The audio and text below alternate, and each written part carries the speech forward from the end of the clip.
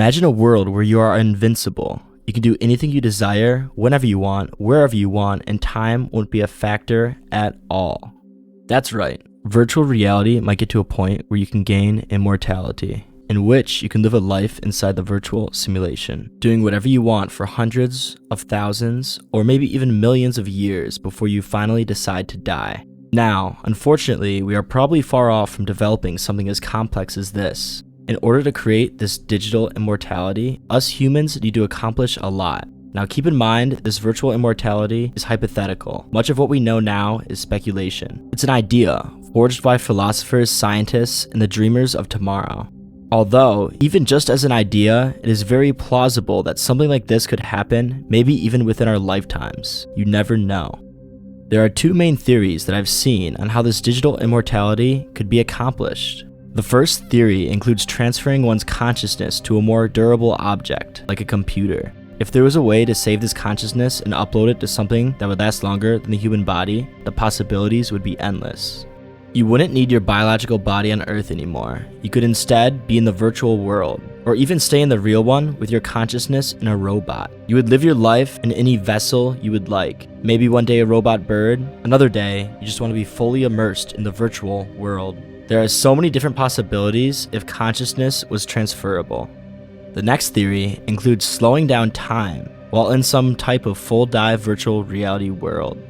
If programmers and scientists were able to create an experience indistinguishable from reality, and they were able to slow down time significantly in the virtual world, then this theory could be possible. The idea is, each day that Earth goes by, of course, your body in Earth would age a day, but instead of just one day passing in the virtual world, there could be years, decades, or even millennia that has passed instead of just one day. So that means 10 days could go by in the real world, but in the virtual one, you could have lived millions of years. There are probably many other theories of ways that this could be accomplished, but these seem to be the main two. David Chalmers, an Australian scholar and philosopher, talks about virtual immortality. So how do you view those two things? AI singularity, will it be conscious?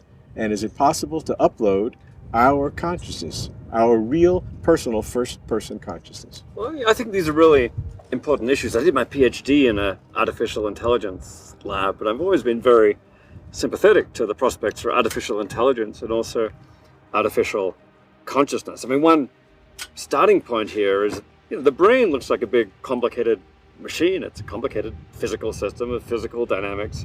We ought eventually to be able to simulate it really well on a computer.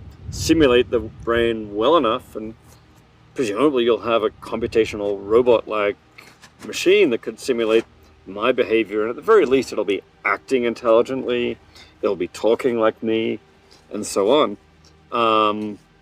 That then raises the question, if that's possible, will that simulated system be conscious? I'm inclined to think yes. I think this actually bears on the question of uploading that you mentioned. Just say I want to upload my mind into a computer. I think as long as you do it gradually and replace the neurons one by one, then it's going to be like kind of getting prosthetic limbs or artificial heart. Yeah, you're going to be replacing parts of me, but I'm going to be present throughout. And I think I could even stay conscious. Different agencies are now exploring the possibilities of digital immortality. The Digital Immortality Institute is digging deeper into 3 factors that they believe is necessary for this to be possible. They want these 3 things to be set in stone before anything with VR gets too serious on the full dive scale of things. This includes internet accessibility. Also, avatars must remain what the person specifies. And their last point, the future has to be mapped out before everyone alive enters this world for good. The next development is interesting. It's a non-profit called the 2045 Initiative.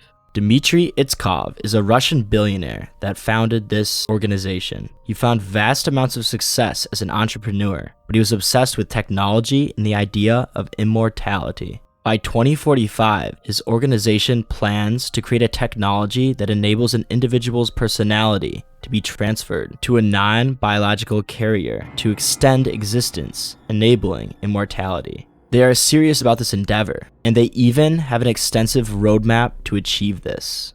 Now, virtual immortality can be a fantastic thing, or it can be literal hell. If virtual immortality was exactly what you want it to be, of course, with real people in the simulation with you, being able to explore the virtual universe and having the option to call it quits when you want, it would simply be amazing. I would love to explore everything, spend all the time I have to thoroughly have a great experience, and do everything that I would like to do, having multiple lifetimes to do so.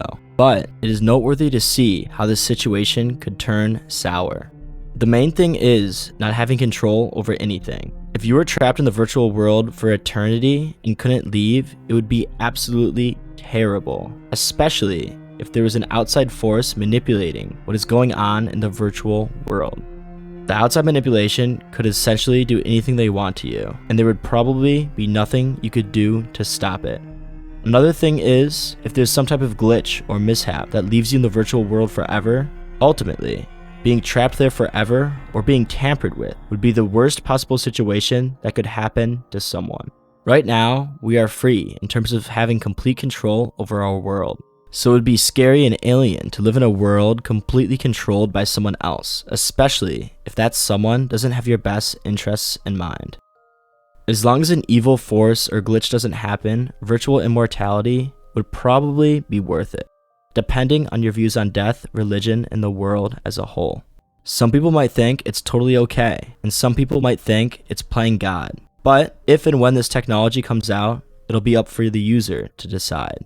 Would you upload your brain to a computer to live in a virtual paradise forever? Honestly, it could be a blessing, but it could be a curse as well. Who knows? Let me know in the comments of what you guys think. Thanks for watching.